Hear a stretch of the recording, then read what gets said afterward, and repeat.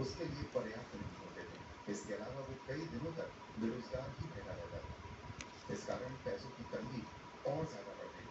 पैसों की तंगी का असर इन विकास के बयान के अनुसार अक्सर पैसों को लेकर पति पत्नी के बीच लड़ाइयां होती हैं। अभी विकास को काम से वापस आए हुए कुछ ही दिन हुए थे। हाथ खाली हो चुके थे। इसी कारण पैसों के लिए ही पति पत्नी में बहस शुरू हुई। देखते ही देखते इन दोनों के बीच बहस इतनी ज्यादा बढ़ जाती है कि बात हाथापाई तक पहुंच जाती है। विकास अपनी पत्नी को मारता है और इसी मारपीट के दौरान दीपाली लगभग बेहोश हो जाती है। अगले ही पल विकास घर के अंदर रखा हुआ तेज धारदार हथियार उठा लाता है और फिर उसी से दीपाली के शरीर पर कई जगह गहरे वार करता है। विकास का गुस्सा इससे भी शांत नहीं होता है, तो वो अपना मोबाइल फोन निकालकर वीडियो रिकॉर्डिंग ऑन करते हुए मोबाइल सामने रख देता है और कैमरे के सामने आकर अब बड़ी ही बेरहमी से अपनी पत्नी का गला रेतना शुरू कर देता है और फिर इसी दौरान वो खून पीता हुआ भी दिखाई देता है। इस पूरी हैवानियत को अंजाम देने के बाद वो इस वीडियो को सोशल मीडिया पर अपलोड कर देता है, जहां से तुरंत वीडियो वायरल होते हुए पुलिस तक पहुंचता है और फिर विकास पुलिस की पकड़ में आता है।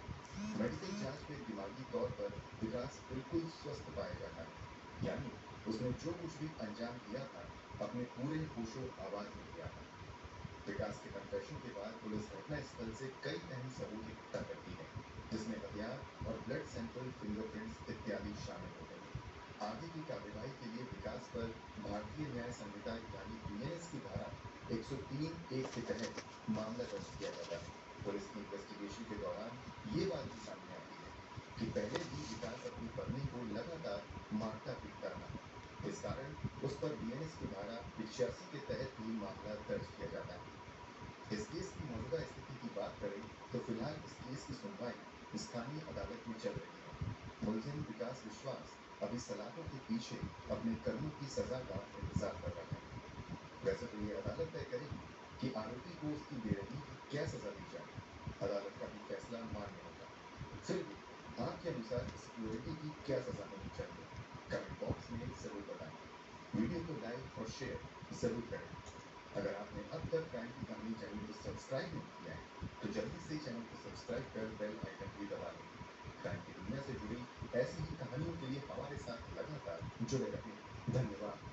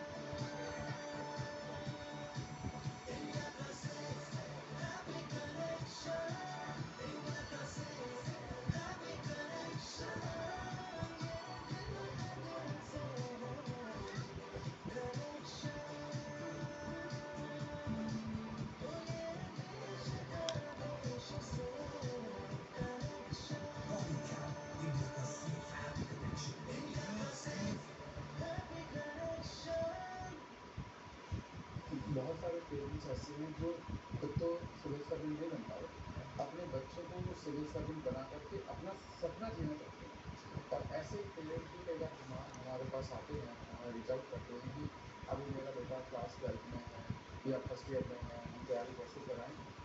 हालांकि it is too early to start, but बहुत सारे पेरेंट्स हैं इस तरह की रिक्वेस्ट लेकर के हमारे पास आते हैं।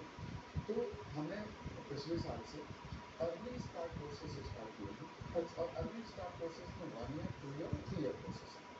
और इनको हमने नाम दिया है 1 ईयर वाले सिस्टम, सेकेंड 2 ईयर वाले कोर्स का नाम दिया है एलिवेट और 3 ईयर वाले कोर्स का नाम दिया है एच।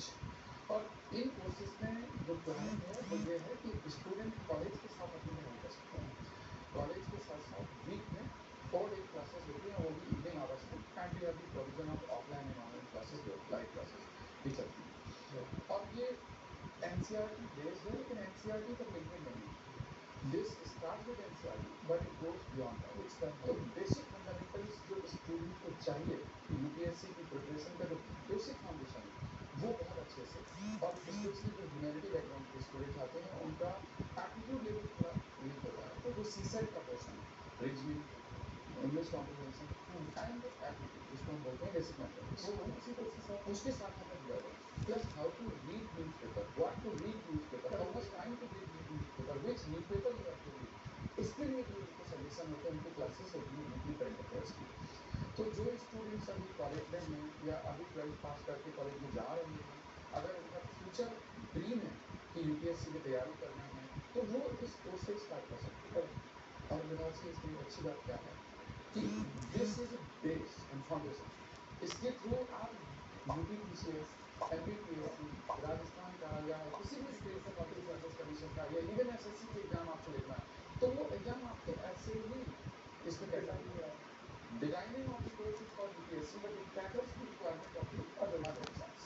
तो ये इस कोर्स की खास बात है। तो जो लोग अभी अपनी स्टार्ट कर रहे हैं प्रिपरेशन या पेरेंट्स जो सोचते हैं अपने बच्चों की तैयारी कराना है, अब वो बेटर है उनके लिए बेटर। अगर 12th या फर्स्ट ईयर के बच्चे एकदम सीधा फाउंडेशन क्लास में डालेंगे तो शायद उनके लिए बहुत अर्ली हो जाएगा। हाँ, अब जैसे तो अगर आप फर्स्ट ईयर वाले को 12th वाले बच्चे को एथिक्स इंटीग्रेटेड क्लास कराओगे तो हो सकता है वो उतना टॉलरेट ना कर पाए। अब साइंस एंड टेक्नोलॉजी के एडवांस चीज़ें आप पढ़ाओगे, स्पेस है, डिफेंस है, तो वो उस समय तक नहीं। अब दूसरा कि उसको एग्जाम देना साथ साथ और साइंस एंड टेक्नोलॉजी इकोनॉमी की बहुत सारी चीज़ें चेंज हो जाएगा, तो हम उनको वो एरियाज पढ़ाएंगे जो बेसिक्स।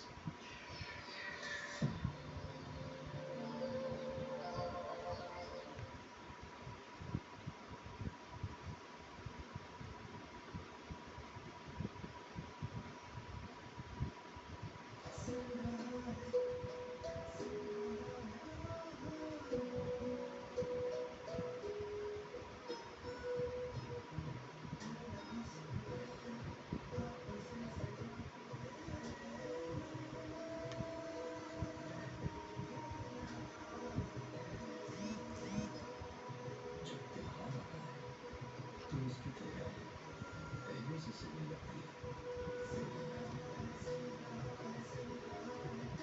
कभी त्योहार की तैयारी शुरू कीजिए यूनिक गिफ्ट के साथ। Unique passionate lagging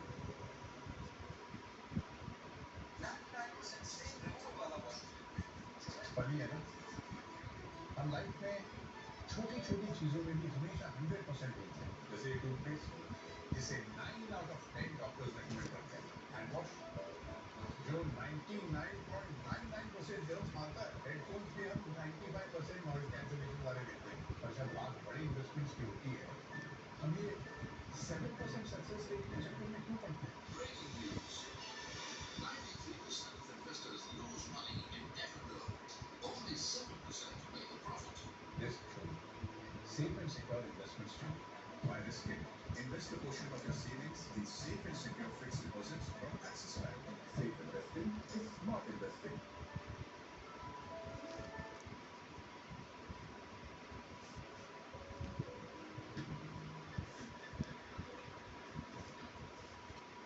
Jassi Mitru love story, crime की ऐसी कहानी जिससे टहल गया था पूरा पंजाब और कनाडा। जब भी अमर प्रेम कहानियों की बात आती है तो लोग राधा कृष्ण, सलीम अनारकली, हीर रांझा, लैला मजनू, सोनी महिवाल इत्यादि की प्रेम कहानियों को ही याद करते हैं। इन अमर प्रेम कहानियों की श्रेणी में एक और प्रेम कहानी को शामिल किया जा सकता है, और ये कहानी है जस्सी मिट्रू की प्रेम कहानी। ये कोई काल्पनिक कहानी नहीं, बल्कि बिल्कुल सच्ची कहानी है। और ये कोई सदियों पुरानी कहानी नहीं, बल्कि यही कोई 22-23 साल पुरानी घटना की कहानी है। इस कहानी का अंतिम पन्ना लिखा जाना आज भी बाकी है। वो कैसे, जानेंगे इस वीडियो में आगे। जस्सी मिट्रू की प्रेम कहानी में ना तो दो देशों की सीमाएं बाधा बनती हैं और ना ही एक दूसरे की हैसियत आड़े आती है, मगर फिर इस प्रेम कहानी में ऐसा मोड़ आता है जिसकी कल्पना किसी ने भी नहीं की होती है। तो आखिर जस्सी मिट्रू की प्रेम कहानी क्या है, इस प्रेम कहानी की शुरुआत कैसे हुई थी और आगे क्या कुछ हुआ, चलिए जानते हैं सब कुछ इस वीडियो में विस्तार से। हम कहानी शुरू करें उससे पहले अगर आप